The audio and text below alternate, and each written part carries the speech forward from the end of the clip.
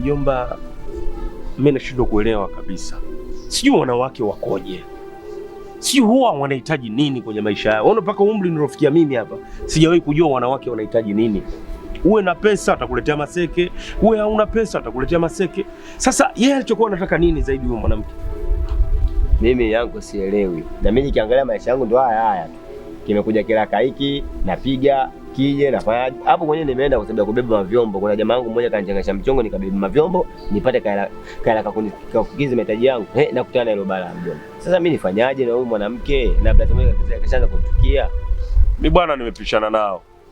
Ule Sanange na mwenzie wakiwa wamembeba yuko hoi, ajitambui. Wanampeleka nyumbani kule. Kwa kuwa na mimi nilikuwa niko busy na mambo yangu, nikaona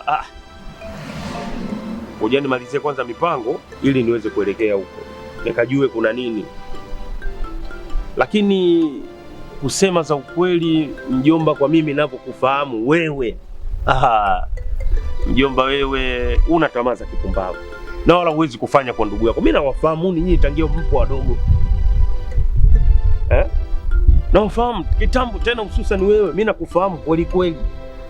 Huwezi ukafanya swala la namna hiyo. Huwezi ukafanya ujinga wa namna hiyo. Huwezi ukafanya hilo. Unasema wewe siwezi, lakini jamii au wakifikishiwa taarifa mimi watanichukuliaje? Mimi hapa mtaani nitaishije? Nitashindwa kutembea mjomba. Watu wataona mimi ni mtu mmoja mjinga hivi, yani kwamba sijaona wanawake wote mpaka nichukue mwanamke wa kaka yangu. Ni kweli kwa picha inavyoelekea na mtazamo jinsi ulivyo, watu kweli wanaweza kuamini. Lakini mimi nataka nikuulize swali moja. Wewe unajua sasa hivi mimi nafikiria nini?